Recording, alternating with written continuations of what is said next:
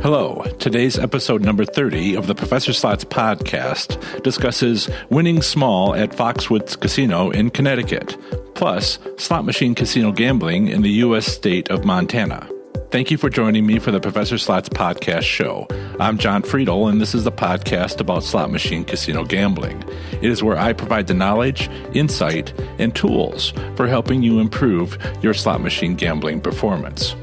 Show notes are available within most podcast apps or at professorslots.com/E30. John Friedel from the Professor Slots blog reveals all his tips and tricks for thriving in the casino environment. Choose winning slot machines and identify your gambling goals.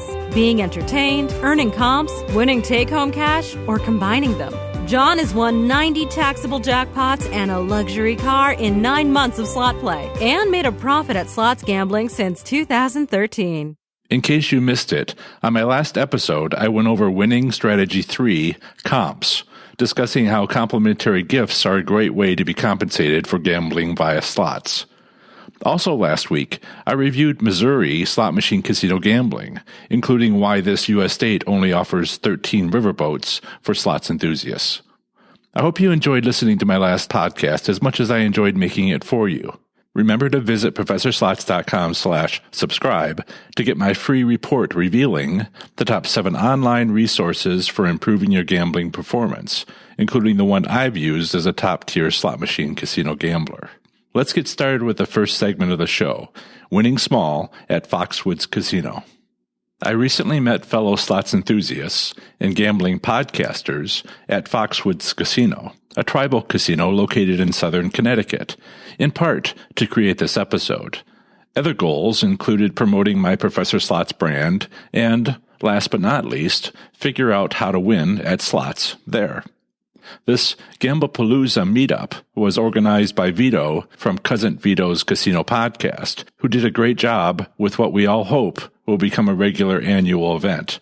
Also, a special thanks to the staff at Foxwoods Casino, especially to our casino sales executive, John, for his professionalism, dedication, and attention to details. Thanks, Vito and John. In this episode about Foxwoods Casino, I primarily go over what I learned about how to win at slots there. As I've come to understand, and hope you have too, my winning strategies for slot machines isn't about how to be more lucky. Rather, it's about understanding, or at least using, how casinos have deliberately set up their slot machines in order for slots enthusiasts to take advantage of as an opportunity to win. What I found at Foxwoods Casino was such a winning opportunity. As I'll explain, a few slot machines have been set up in such a way as to be easily taken advantage of. That's the good news. The bad news, spoiler alert, is that all such winnings are rather small. However, easily winning a little at slots is probably very useful to far more people when most slots enthusiasts are low rollers.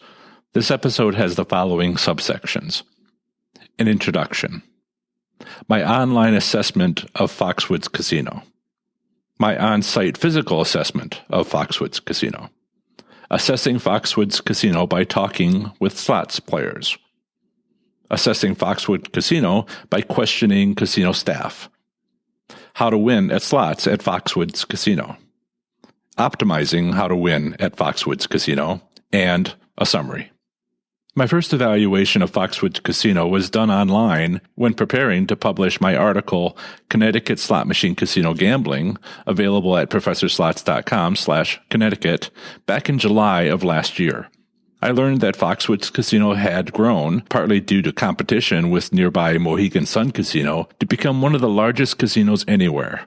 Depending on how casino largeness is measured, it is currently reported to be the 3rd or 4th largest casino in the world, although it has ranked as high as number 2 in the past. Other items of interest I learned then was that Foxwoods Casino is an American Indian tribal casino owned and operated by the Mashantucket Pequot tribe. Since Foxwoods is a tribal casino, it is not subject to state gaming regulations, but rather regulated through a negotiated state tribal gaming compact approved by the U.S. Department of Interior. For those interested, this state tribal compact is actually available at Connecticut's Department of Consumer Protection on their Tribal State Compacts and Agreements webpage, along with the state tribal compact for the Mohegan tribe for Connecticut's Mohegan Sun Casino. The final item of interest to slots enthusiasts regarding gaming regulations is monthly actual payout return statistics available on the state of Connecticut's Gaming Revenue and Statistics webpage. For the most recent month, March of 2018, the actual payout return percentage was reported to be 91.56%, the lowest payout return since Foxwoods' fiscal year began on July 1st of 2017. As it happens, these statistics show consistently higher payout returns were at the beginning of Foxwoods' fiscal year back in July of last year. From July through October of 2017, the average payout return was 92.05%, with the highest monthly payout return being 92.16% in the month of October 2017. While the current fiscal year has not yet been completed, the average annual payout return for the last 5 years, going back to fiscal year 2011-2012, has shown a remarkably steady increase. For fiscal year 2011-2012, the annual payout return was 91.56%, followed by a steady increase to 92.19% for the most recently completed fiscal year of 2016-2017. Finally, it is well worth noting that there's been a steady and significant drop, currently nearly halved, in the total number of slot machines available at Foxwoods Casino from fiscal year 2008-2009 to present. In fiscal year 2008-2009, coinciding with the last year of the relatively recent 17-month-long Great Recession, Foxwoods Casino had 8,108 slot machines. This number of slots has dropped steadily each year since, with total number of slot machines currently being 4,106. So what does this all mean in terms of winning at slots at Foxwoods Casino? Well, it's hard to say.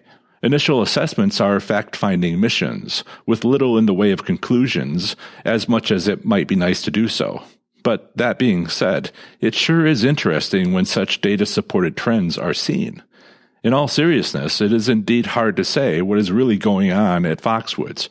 However, it is obvious something dramatic and dynamic is happening.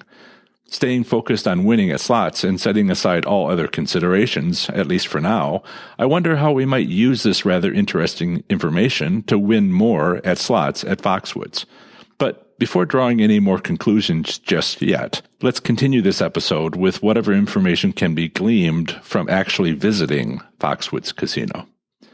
Frankly, Foxwoods Casino is simply huge. Upon checking in at 2 p.m. on a Thursday, I went for a walk for a few hours. I didn't have or want a map. While walking, I counted 6 separate sub-casinos within the overall casino. I could talk about my feet getting sore for walking for the next 5 hours, despite wearing comfortable shoes. Instead, let's talk about what I saw. By far the most important thing I noticed was what I didn't see. I wandered everywhere, without doing any gambling. I was just looking around, letting my feet go wherever they wanted while I soaked in whatever there was to see. I went to every sub-casino and visited every high-limit area in every sub-casino. Do you know what I didn't see? Not once during that 5-hour walk. I didn't see a single hand pay being given out by a slot attendant. Everywhere I went, there were no hand pays. None. Now, again, I try not to draw any obvious conclusions just yet. Why? Because it was only late afternoon on a Thursday. I didn't want to bias my observations by drawing the conclusion begging to be made without looking for hand pays when the casino was a little busier. So, to avoid jumping to a conclusion too soon, I decided to deliberately look for slot machine hand pays until Friday evening. But tentatively, it held in my mind this possible conclusion. Foxwoods Casino gives out a relatively low number of hand pays to slots players. If confirmed, only small non-taxable jackpots would be possible. While my personal slots play is high limits, this was personally quite upsetting. However, for the sake of my low-roller readers and listeners, I realize this might be just what they most would like. They might most like to spend a little bit of money to win a slightly larger bit of money. Of course, this would depend on finding a way to win jackpots less than the taxable limit of $1,200. I decided that if few hand pays was confirmed, then I needed to focus on looking for ways to make small wins with small bankrolls. So I did. And I did. After my wandering around on Thursday, I met up with Vito and other early arrivals to Vito's Gamblepalooza event. I also had an opportunity to talk and question John, the Foxwoods casino sales executive, effectively acting as our event host. And what was the first thing Vito said to me? That his wife Amanda was over on a Buffalo slot machine after having won a bunch of free spins. I asked where, and he pointed to where she was. Maybe 20 minutes later, Amanda joined our group, at which point I asked her specifically which machine she had been playing. She told me that there was a row of identical-looking slot machines near the walkway between the casino lobby and the hotel elevators. I asked which slot machine in this row she had played, and she said the one on the far left. When everyone split up to go gamble a short while later, I headed over to those Buffalo slot machines. They were penny machines. They were also all being used, which can sometimes be a good sign. So I sat down nearby and watched for a little while. Again, there were no hand pays, but there were small wins. There were not a lot of small wins, but some. I had to consider if there would be enough to actually make any level of profit, somehow, with the right playing technique. When a machine opened up, I sat down and played to try to get a feel for its odds of winning. What I seemed to notice, and even for me it was a bit hard to spot, was that the slot machine I was on seemed to be providing a small initial win, what is known as a taste. When the other slot machines in the row became available, I tried playing those too to see if it mattered. My conclusion, and again it was based on a slight but noticeable pattern I seemed to be getting from my pattern recognition abilities, was that each slot machine was providing a taste in the first few bets placed, and then no wins other than the usual entirely luck-based wins. It was slight, but definitely there. Combined with the location of these slot machines near a busy walkway, I had a working theory to try out. The next step was to create experiments or make further observations, which would either prove or disprove the theory. So I did just that. Assessing a casino isn't entirely a linear process. I look for clues everywhere, mostly focused on looking for winning patterns I've seen elsewhere, while also keeping an eye out for any new patterns. Because once I find a pattern put in place by the casino, then all I need to do is figure out how to take advantage of it. So between wandering around and then playing those Buffalo machines, I talked with our casino sales executive, John. And I asked him questions, which would help me continue to look for clues to winning patterns that I'd seen elsewhere. And he gave me such a clue. Upon being questioned about Foxwoods having 6 sub-casinos, John told me which of these sub-casinos was newest and how new it was. He told me that the Great Cedar Casino was 6 months old. That was important to know because it would have the latest and greatest in server-based operating software, and I knew several ways to test those operating systems for winning patterns. Being years newer than the other sub-casinos, the Great Cedar Casino would have the latest operating software choices for casinos to tinker with the odds of winning of their slot machines. This bit of information resolved my greatest concern about visiting one of the largest casinos in the world. Some of the sub-casinos would be old, with few winning strategies due to likely not having a central computer. Other sub-casinos would be a bit more modern, and a few sub-casinos would be the newest. But this was my first time at Foxwoods. How could I possibly know which sub-casino was oldest, old, new, and newest in order to apply the appropriate winning strategy? Well, John told me which one was the newest casino. This was my next good clue for figuring out how to win at slots at Foxwoods Casino. Now, let's bring together everything learned so far. For those keeping track, here's what we've learned so far about how to easily win a little at Foxwoods Casino. 1. Slot machine hand pays are relatively few, possibly even non-existent. 2. Slot machines near a busy walkway provided an initial win, a taste. And 3. The newest sub-casino was the Great Cedar Casino. This was what I had learned about winning at slots at Foxwoods Casino after being there for about 6 hours. I'd have preferred if it had taken half that time, but, well, it was one of the largest casinos in the world. The next morning, on my way back from breakfast, I kept an eye on slot machines facing the main walkway, the largest walkway I'd yet seen for the Great Cedar Casino. And do you know what I saw? I saw a winning slot machine at 8 a.m. on Friday morning. It was a penny machine, automatically playing free spins. The current jackpot was about $500 and continuing to climb, with only 20 or so free spins having been completed out of 85 won. Francis, the slots player on that machine, was happy to tell those gathered that he'd only put a $20 bill into the machine. On his first bet, the first push of the button, he won those 85 free spins. And he hadn't played maximum credits. Maximum credits was 600, and his bet was for 150 credits. So, for a single $1.50 bet, he was already up to $500 and continuing to climb. About 10 minutes later, we all congratulated him when the rising jackpot went over the taxable limit of $1,200.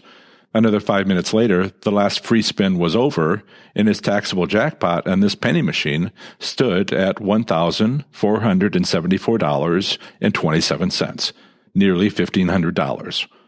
This slot machine matched all of the winning criteria I had observed, plus one more that I'd already known was possible from a casino in Ohio. This fourth criteria was simply this: most likely, with it being a weekday morning, that slot machine hadn't been played for a while before this jackpot. Again, all this is simply a working theory of a specific casino slot machine setup, built step by step, with careful observation and unbiased deductive reasoning and critical thinking. The point is, I had a working theory to test. So, I did.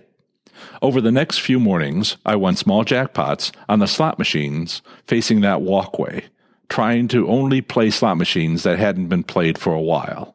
Within a few bets, I won $315.45 on Saturday morning at 4:30 a.m., and at a more normal times, $89.25, $87.60, $135.60, and $105.60.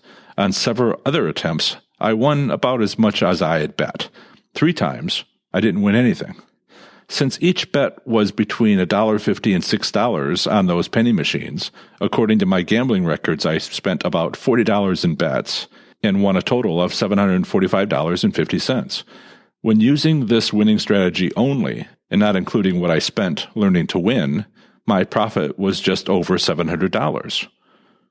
Optimizing this strategy centers around the fourth winning criteria, which was the theory of earning higher jackpots when the slot machine had not been played for a while.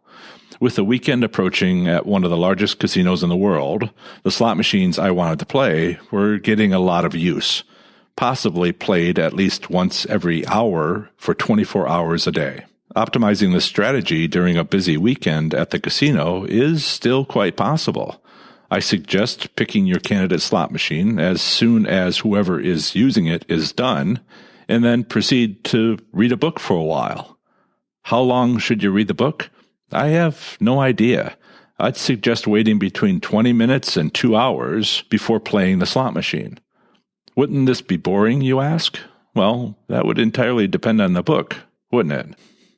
I do have to wonder what the casino's reaction would be to someone reading a book at an idle slot machine that had been set up to provide a taste so that observers run and play on another slot machine as a result, thereby recouping the loss to the casino. Or other slot players may complain that if you don't want to play it, they will. So, as usual, there is always more to learn. If you try reading at a slot machine and you get a reaction from the casino, I'd be very interested in knowing what it was. Just send me an email at john@professorslots.com or tweet me at @professorslots. Thanks. I did share this winning strategy with other gamblers attending the Gamblepalooza event, with a bit more details offered to a few in thanks. They all came back later saying how much I had helped them win at slots. One even showed me a voucher for a little over $1,200, which I assumed was from winning several non-taxable jackpots via the winning strategy I have also described here. They seemed quite happy with it, which made me happy. But again, for me as a high roller, well, let's just say it was missing a few zeros. But that's just how it is for me. In summary, from Thursday, April 19th through Sunday, April 22nd in 2018, I visited Foxwoods Casino in southern New England, in Connecticut. My goals for this casino trip were to provide another casino trip report to my audience, and also to meet members of my audience as well as the other gambling podcasters in attendance. My third goal was to figure out if there was any way to systematically win at slots at this tribal casino, one of the largest casinos in the world, and certainly the largest tribal casino. All three goals were successfully accomplished. Through the use of my pattern recognition abilities, deductive reasoning, and critical thinking, I developed a working theory of how to win at slots at Foxwoods from making the following observations. 1. Slot machine hand pays are relatively few, probably even non-existent. 2. Slot machines near a busy walkway provided an initial win, a taste. 3. The newest sub-casino was the Great Cedar Casino. And 4. Initial wins, or tastes, were larger on idle slot machines. I then used this working theory myself, as well as shared it with several of my fans and fellow gambling podcasters, to win small jackpots at slot machines at Foxwoods Casino. Remember to visit ProfessorSlots.com/subscribe to get my free report revealing the top 7 online resources for improving your gambling performance, including the one I've used as a top-tier slot machine casino gambler. Show notes for this episode are now available within most podcast apps, but are also available on my website at ProfessorSlots.com/E30. Up next is the second segment of the show, Montana Slot Machine Casino Gambling. In this episode segment, I provide a brief overview of the current state of gambling in a U.S. state, U.S. territory, or U.S. federal district, emphasizing, by far, anything of interest to slot machine casino gamblers. Here goes. Montana slot machine casino gambling does not exist, at least not exactly as slots. Up to 20 electronic video games are allowed in 1,400 bars and taverns, consisting of more than 16,000 video poker, video keno, and video bingo gaming machines. Montana gaming regulations require these video gaming machines to have a minimum payback return of 80%. Montana's American Indian tribal casinos are allowed to offer Class II bingo-style and Class III Vegas-style video gaming devices. There is no minimum payout return percentage required for electronic gaming machines at Montana's tribal casinos. The legal age for gambling is 18. Montana state gaming regulations limit the number of electronic video games in its bars and taverns to 20 video poker, video keno, or video bingo machines. These machines are operated by the state. They are not allowed to pay out cash, but instead provides a voucher for payout by a cashier. Video gaming machines in bars and taverns are limited to a maximum bet of $2. The maximum payout is capped at $800. Montana gaming regulations require these machines to have a minimum payback return of 80%. Montana's tribal casinos also offer video gaming machines, including Class II bingo-style or Class III Vegas-style video gaming devices. Any wins result in a voucher, which again must be taken to a cashier for payout. There is no minimum payout return percentage required by the state. Next up is a relatively short statement about slot machine private ownership. Here it is. Slot machines may be privately owned in the state as long as they are at least 25 years old. Montana has its Gambling Control Division as a state gaming commission, as part of the Montana Department of Justice. The Gambling Control Division states on their website that legal gambling establishments exist in every county of the state. Further, that there are currently more than 1,400 gaming operators and locations that offer more than 16,000 video gaming machines to the public. Also reporting to the Montana Department of Justice is the Gaming Advisory Council, which, created in 1989, advises on public policy matters related to gaming, including amendments to the gambling statutes, additional or modified departmental rules, clarification of existing rules, and operation of the Gambling Control Division. The Gaming Advisory Council meets twice a year and submits a report to the Department of Justice that is a part of the Gambling Control Division's biennial report prepared for the Montana State Legislature. As usual, federal law preempts state law with regards to gaming on American Indian reservations. It requires states to negotiate gaming compacts to provide for gaming on tribal lands. Montana has Class 3 state tribal compacts with 5 of the state's 7 reservations. These reservations are 1. Assiniboine and Sioux tribes of the Fort Peck Indian Reservation has a Class 3 gaming compact federally approved in 2012. This state tribal compact allows up to 750 Class 3 Vegas-style slot machines to be operated within the reservation. Maximum wagers are $10, and maximum payouts are $2,500 for regular stakes machines. Up to 20% of the Class 3 Vegas-style machines on any premises may be high stakes, for which maximum wagers are $50 and the maximum payouts are $5,000. 2. Blackfoot Tribe of the Blackfoot Indian Reservation currently has no state tribal compact.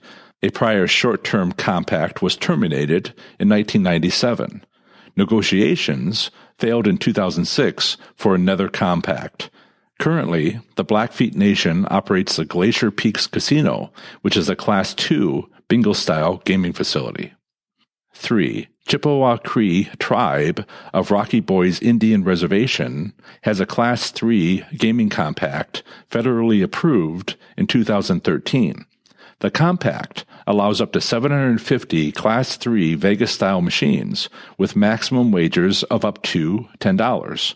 The compact provides for maximum payouts of $3,000 to up to 500 machines and maximum payouts of $5,000 in up to 250 machines. 4. Crow Tribe of the Crow Indian Reservation has a Class 3 gaming compact federally approved in 1998. 8 amendments have so far extended the compact to 2029. The tribe may currently offer 925 Class 3 Vegas-style video gaming machines. Up to one-third of these machines may be categorized as high stakes, with wagers up to $50 per play and prizes up to $5,000 per wager. The remaining 2/3 of these machines are categorized as regular stakes, with wagers up to $10 per play and prizes up to $3,000 per wager. Gross Venture and Assiniboine tribes of the Fort Belknap Indian Reservation has a Class 3 gaming compact federally approved in 2007. This state tribal compact allows up to 400 Class 3 Vegas-style video gambling machines with a maximum wager of $5 and a maximum payout of $2,000. The tribes may conduct all other forms of gambling that are legal in Montana. 6. Northern Cheyenne Tribe of the Northern Cheyenne Indian Reservation has a Class 3 gaming compact federally approved in 2013. This state tribal compact allows up to 750 Class 3 machines at tribal casinos located within the reservation and on the Tongue River Reservoir trust lands.